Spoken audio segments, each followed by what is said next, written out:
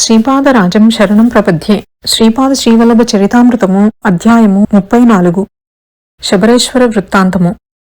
మేమిద్దరమును కొన్ని దినములు ప్రయాణము చేసి మరి ఒక గ్రామమునకు చేరుకుంటిమి. శ్రీ ధర్మగుప్తుల వారును నేనును శ్రీపాదుల వారి నామస్మరణం చేసుకొనుచు వారి అపారమైన దయాదాక్షిణ్యములను తలుచుకొనుచు ప్రయాణమును కొనసాగించుచుంటిమి. మార్గమధ్యమున మాకు ఎవరో ఒకరు ఆతిథ్యమిచ్చుచుండిరి. కొన్ని చోట్ల రెండెడ్ల బండిపై ప్రయాణమును సాగించితిమి. కొన్ని చోట్ల గుర్రపు బండి మీద ప్రయాణము చేసితిమి. మరికొన్ని చోట్ల కేవలము పాదచారులుగానే ప్రయాణము చేసితిమి.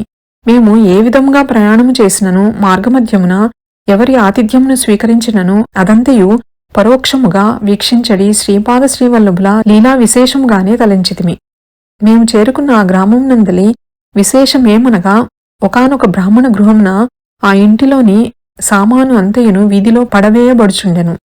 అతని భార్యాపుత్రులు కూడా గృహమునకు వెలుపలనే ఉండిరి. ఆ బ్రాహ్మణుడు ఒక రుణదాత నుండి కొంత ద్రవ్యమును రుణంగా పొందియుండెను. అతడు రుణమును తీర్చలేకపోయెను. ఒకనాడు రుణదాత ఈ బ్రాహ్మణుణ్ణి సమీపించి నిలువమని గద్దించెను. అతడు నిల్చెను. ఒక బొగ్గుతో అతని చుట్టూరా ఒక రేఖ గీయబడెను. ఆ రేఖను దాటి బ్రాహ్మణుడు వచ్చుటకు వీలులేదు. ఎన్ని దినములలో రుణము తీర్చదో యజ్ఞోపవీతమును పట్టుకొని తేల్చి చెప్పవలసినదని రుణదాత గద్దించెను. రెండు పక్షములలో రుణమును తీర్చదనని బ్రాహ్మణుడు పలికెను. అనుకున్న విధముగా ద్రవ్యము సర్దుబాటు కాకపోవటచే అతడు తన మాటను నిలుపుకొనలేకపోయాను. గడువు తీరిన తదుపరి మేము ఇంటిని స్వాధీనము చేసుకుందుమని రుణదాత ఇదివరకే నిష్కర్షగా చెప్పెను. అతడు చెప్పిన విధంగానే ఈ ఆగడము చేయుచుండెను. బ్రాహ్మణుడును భార్యాబిడ్డలను దిక్కుతోచని పరిస్థితులలో నుండిరి. ఆ ఊరి వారందరూ చోద్యము చూచుచుండిరే గాని ఒక్కరునూ సాహసించి రుణదాతకు సర్ది చెప్పి మరికొంత గడువునిమ్మని నచ్చచెప్పలేకపోయిరి. శ్రీపాదులు భక్తులను సంకట స్థితిలో చిక్కించి వారి భక్తిని పరీక్షించి రక్షించుట. ఆ బ్రాహ్మణుని దీనావస్థను చూచి శ్రీ ధర్మగుప్తుల వారు విచలితులైరి. వారికి సహాయము చేయవలననడి కోరిక కలదుగాని ప్రస్తుతము వారి వద్ద ధనము లేదు. నేను స్వతహా నిర్ధనుడనే. అయితే నేను సాహసించి, అయ్యా, ఈ అశక్త బ్రాహ్మణుని మీద దయయుంచి మరి 2 పక్షములు వ్యవధియుండు. ఈ వ్యవధి లోపల శ్రీపాద శ్రీవల్లభుల వారి అనుగ్రహం వలన అతడు తన కష్టముల నుండి గట్టెక్కును. కాస్త స్థిమితముగా ఆలోచింపుడు. అతడు బాకీ తీర్చుటకు నేను హామీ పడెదను అని అంటిని. ఈ మాటలను నేను అప్రయత్నముగా పలికితిని. ఆ రుణదాత ఇట్లనెను. సరే, నీ మాటలను నమ్ముచున్నాను. 2 పక్షముల సమయం నిచ్చుచున్నాను. అయితే బాకీ పూర్తిగా పరిష్కారమగునంత వరకును మీరిద్దరూ బాటసారులు కూడా ఇచ్చట నుండి కదలరాదు.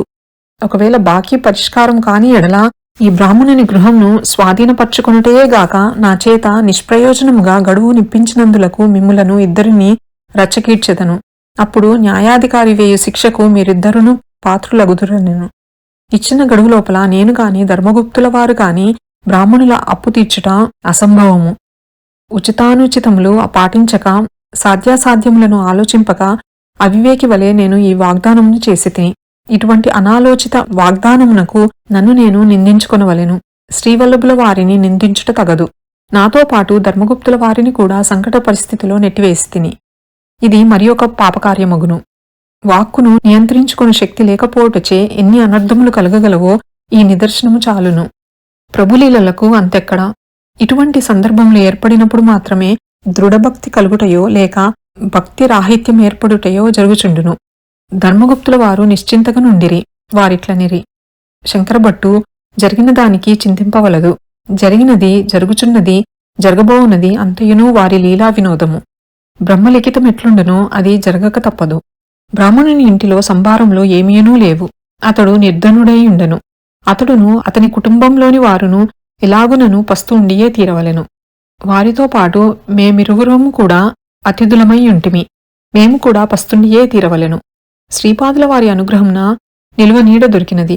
అంతమాత్రమే చాలునని తలపోసి తిని. ఆకలిగా ఉన్న వేళలయందును, అలసి సొలసియున్న వేళలయందును, అప్పులవారు దండించు వేళలయందును, ఏమి చేయవలనో ఏమి చేయకూడదో తెలుసుకొనలేని సందిగ్ధ పరిస్థితులయందునను, విషమ పరిస్థితులయందునను శ్రీపాద శ్రీవల్లభుల వారు మాత్రమే దిక్కని నాకు తోచెను. మేము స్నాన సంధ్యలను ముగించుకొంటిమి. శ్రీపాద శ్రీవల్లభుల వారి నామస్మరణం తప్ప వేరు దిక్కులేదని తలచి వారి నామస్మరణమునకు పూనుకుంటిమి. ఆ దరిద్ర బ్రాహ్మణుని ఇంట దైవమునకు దీపారాధనము చేయుటకు నూనె, వత్తి వగైరా సామాగ్రి కూడా లేకుండెను. శ్రీపాదరాజం శరణం ప్రపద్యే అను మంత్రమును చెప్పుచుండగా ఇంటిలోని వారందరూ దానిని తిరిగి అనుచుండిరి. ఆ వీధిలోని బాలురు, వృద్ధమాతలు పోగైరి. వారు కూడా శ్రీపాదుల వారి ఈ నామస్మరణంను భక్తితో చేయుచుండిరి. ఇంతలో ఆ బ్రాహ్మణుని ఇంటికి కొంతమంది పంటకాపులు కూడా వచ్చియుండిరి. బ్రాహ్మణుని బాకీని తీర్చుటకు నేను హామీ పడినట్లును, నేను ఏదో ఒక మహాపురుషునికి శిష్యుడననియు అందువలననే నా యొక్క దైవీ శక్తితో బ్రాహ్మణుని బాకీ తీర్చుటకు సంసిద్ధుడనైతిననియు, నిజముగా దైవశక్తి లేని ఎడల నేను ఇంతటి గట్టి హామీని ఇచ్చియుండననియు, నేను గొప్ప జ్యోతిష్కుడననియు గ్రామంలో ప్రచారము ఊపందుకొనెను. ఆ ఊరిలోని పంటకాపులకు పందెములు కాయటయందు ఆసక్తి మెండు. ఆ బ్రాహ్మణుడు రుణమును తీర్చగలడని కొందరు, తీర్చలేడని కొందరు పందెములను కాయుచుండిరి. ఆహా దుర్విధి! సుఖముగనున్న ప్రాణంను దుఃఖంలో పెట్టుకుంటిని. నోటికి వచ్చినట్లు అసాధ్యమైన వాగ్దానమునిచ్చి ఇరుకున పడితిని. బ్రాహ్మణుని బాకీ తీర్చలేకపోదునా రచ్చకీడ్చుదురు. నాతో పాటు ధర్మగుప్తుల వారును సంకటమున పడెదరు. దీనికి తోడు నా యొక్క శుష్క వాగ్దానముపై ఆధారపడి కొందరు పందెములను కాయుచున్నారు. ఆఖరికి జూదగాళ్ల పందెములకు కూడా నా శుష్క వాగ్దానము కారణమగుచున్నది. దివ్య వినోదియు క్షణక్షణ లీలా విహారియునూ నగు శ్రీపాదుల వారి దివ్య శ్రీచరణములు మాత్రమే దిక్కని నమ్మియుంటిని. సత్యం విధాతుం నిజభృత్య భాషితం అని నారద మహర్షి మహావిష్ణువుతో అనిన మాటలు నా స్ఫురణకు వచ్చెను. నారాయణుని భక్తులు భృత్యులు పలికిన వాక్కులను నారాయణుడు గమనించి వానిని సత్యవాక్కులుగా చేయవలసిన బాధ్యత నారాయణునిపై మాత్రమే యుండెనని భావించి తిని. ఆ గ్రామమున శరభేశ్వర శాస్త్రి అను పండితుడుండెను. అతడు గొప్ప మంత్రశాస్త్రవేత్త.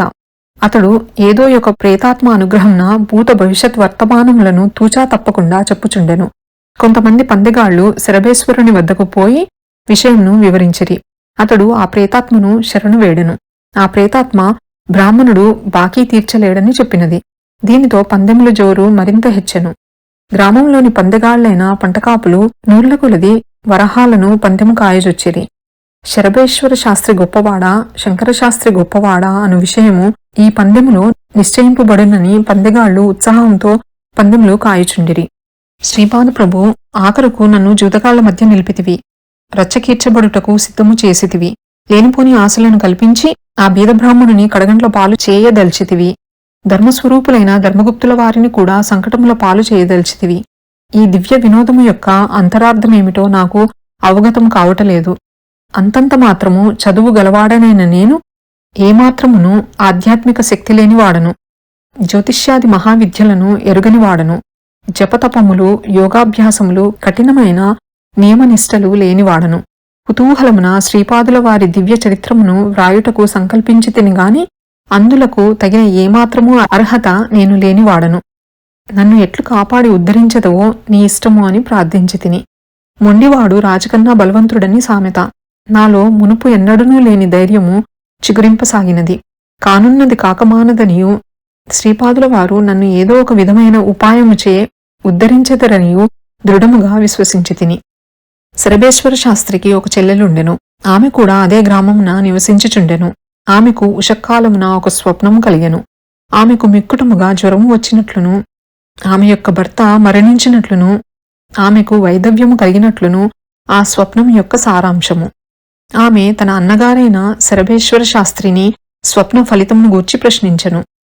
శరభేశ్వరుడు తను ఉపాసించు ప్రేతాత్మను ఈ విషయమై అడిగెను. అంతటా ఆ ప్రేతాత్మ ఆమె భర్త దేశాంతరమునందున్నాడనియు మార్గమధ్యమున దొంగలు ఈతనిపై బడి ధనమును దోచుకుని అతనిని చంపివేసిరనియూ చెప్పెను. ఆమె కన్నీరు మున్నీరుగా విలపించుచుండెను. ఇంతలో పందెగాళ్లు ఆమె ఇంటికి చేరి, మన గ్రామంలో శంకర్భట్టు అనియడి మహానుభావుడొకడు అరుదించననియూ అతడు ఘటనాఘట సమర్థుడనియూ శ్రీపాద శ్రీవల్లభులనడి గొప్ప దైవమును అతడు ఆరాధించుచుండెననియూ అతని వలన సత్య వివరణమును పొందవచ్చుననియూ తెలియజేసిరి. ఆమె ఇంతకు పూర్వము ఎన్నడునూ తన అన్న కంటే గొప్పవాడైన పండితుని గురించి వినలేదు. మొట్టమొదటిసారిగా తన అన్నను మించిన పండితుని గూర్చి విని ఆ మహానుభావునికి తన బాధను వివరించి ఆశీర్వాదములు పొందగోరెను. ఆమెను మేమున్న ఇంటికి తీసుకుని వచ్చిరి. అన్నా, నా మాంగల్యమును కాపాడుము అని ఆమె నన్ను దీనముగా ప్రార్థించినది. నా హృదయము ఎంతగానో చలించిపోయినది. శ్రీపాదుల వారి నుండి వివాహ సమయమున పంచదేవ్ పహాడ్ నందలి పంటకాపు పొందిన మంత్రాక్షతలు నా వద్ద కొన్నియుండెను. నాలో ఏదో దివ్యస్ఫురణ కలిగినది. సాక్షాత్తు శ్రీపాదుల వారి నుండి ఇయ్యబడిన మంత్రాక్షతలు గనుక ఈమె మాంగల్యము కాపాడబడునని నాకు స్ఫురించెను. అమ్మా, ఈ మంత్రాక్షతలను నీవు తీసుకొనుము. ఇవి పసిడి అక్షింతలు. వీటిని నీ పూజాగృహమున భద్రపరుచుకొనుము. నీ భర్త కొలది రోజులలోనే నిన్ను చేరును, ఇది సత్యము అని పలికితిని. శరభేశ్వర శాస్త్రికి పందెంలను కాయు పంటకాపులు ఈ వర్తమానమును అందించిరి. అతడు అగ్గిమీద గుగ్గిలమాయెను.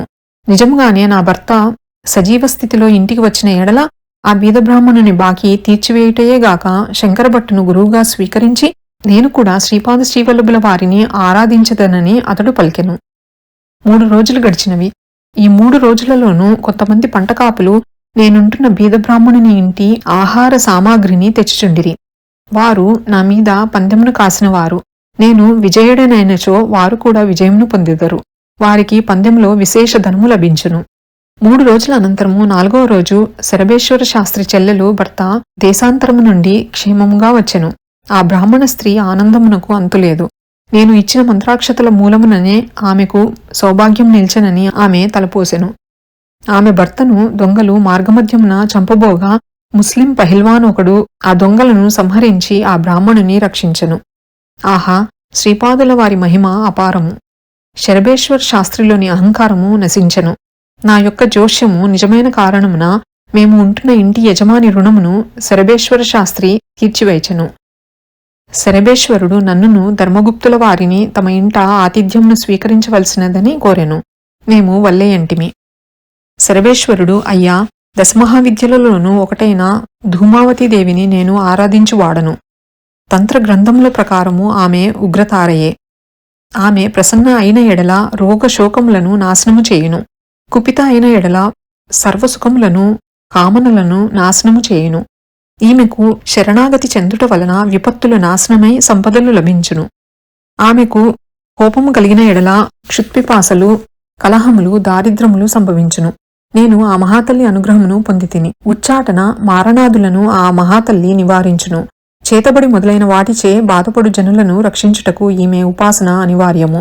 జనులకు హితకరముగా నుండునట్లు నేను కొన్నాళ్లపాటు ధనకాంక్షారహితుడనై ప్రవర్తించియుంటిని. ఆపై నేను ధనకాంక్ష కలిగిన వాడనై ఉచ్చాటన, మారణాదులను పొందిన వారి నుండి ధనమును విశేషముగా ఆకర్షించుచుంటిని. ఇది ఆ మహాతల్లికి సమ్మతము కాదాయను. ఇంతలో ప్రాణామయ జగత్తులోని మహాబలీయమైన ఒక ప్రేతాత్మతో నాకు అనుబంధం ఏర్పడినది. ఆ ప్రేతాత్మ సహాయంతో నేను భూత భవిష్యత్ వర్తమానములను చెప్పగలుగు అపూర్వమైన శక్తిని పొందియుంటిని. అటువంటి ప్రేతాత్మలు వాటిని ఉపాసించు వారిని చివరకు దైన్య జీవునిగా చేయును. వాటిని ఉపాసించనే కూడదు. ఒకవేళ ఉపాసించిన పక్షమున ఆ శక్తుల ద్వారా సమకూడిన ధనమును ప్రజోపయోగము నిమిత్తము ఆర్తులకు, అర్ధార్థులకు దానం చేయవలెను. అటుల చేయుట వలన ఆ ప్రేతాత్మ సదా మన ఆధీనములోనే ఉండును. అటుల చేయక స్వార్థముతో ధనార్జనము చేసిన ఎడల ఆ ప్రేతాత్మలు ఏదో ఒక తప్పుడు జోస్యమును చెప్పి సాధకుని అవమానముల పాలు చేసి నిర్ధనునిగా చేయును. అంతేకాకుండా ఒక్కొక్క పర్యాయము మరణము కూడా సంభవించవచ్చును. స్వార్థము వలన మనలోని పుణ్యరాశి క్షేమైపోవును. అప్పుడు ఆ ప్రేతాత్మ మనలను అష్టకష్టముల పాలు చేయును. నేను అవివేకినై ధనార్జనము చేయుచు స్వార్థపరుడనై జీవించితిని. అందువలననే ఆ ప్రేతాత్మ నా కట్టుబాటును తప్పి తప్పుడు జోస్యము చెప్పి నన్ను ఇరకాటమును పెట్టినది. నేను అవమానముల పాలైతిని. ఈనాటి నుండి మీరు నాకు గురుదేవులు, నన్ను మీ శిష్యునిగా స్వీకరింపుడు అని కోరేరి. అంతట నేను, అయ్యా, ఈ ప్రపంచమునకు, ఈ సృష్టికి శ్రీపాద శ్రీవల్లభుల వారు తప్ప వేరే గురువు ఎవరునూ లేరు. నేను అహంకారంతో గురువునని భావించిన ఎడల నీవు పొందిన అవమానముల కంటెను నేను ఎక్కువ పొందవలసి ఉండును. మేము కురుంగడ్డ నుండి వచ్చినప్పుడు శ్రీపాదుల వారు దశమహావిద్యల గురించి సంక్షిప్తంగా చెప్పిరి. మిగతా విషయములు ఎప్పుడు ఎంతవరకు తెలియజేయబడవలెనో అంతయును బోధపరచబడునని చెప్పిరి. దశమహావిద్యలలోని కాళీ గురించి, ధూమావతి గురించి మీ వలన తెలుసుకొనగలిగితిమి. అయ్యా, దయ ఉంచి నన్ను గురువును చేయకుము. నేను కొన్ని విచిత్ర పరిస్థితులలో ఇచ్చట చిక్కుకుంటిని. వాటి నుండి బయటపడితిని. శ్రీపాదుల వారు చిక్కులను కలిగించుటలో బహునేర్పరి. వాటి నుండి తమ భక్తులను బయటపడవేయుటలో బహు చమత్కారులు. సదా శ్రీపాదవల్లభుని నామస్మరణం చేయుటయే ఇహపర సాధనము అని చెప్పితిని. శ్రీపాద శ్రీవల్లభులకు జయము జయము.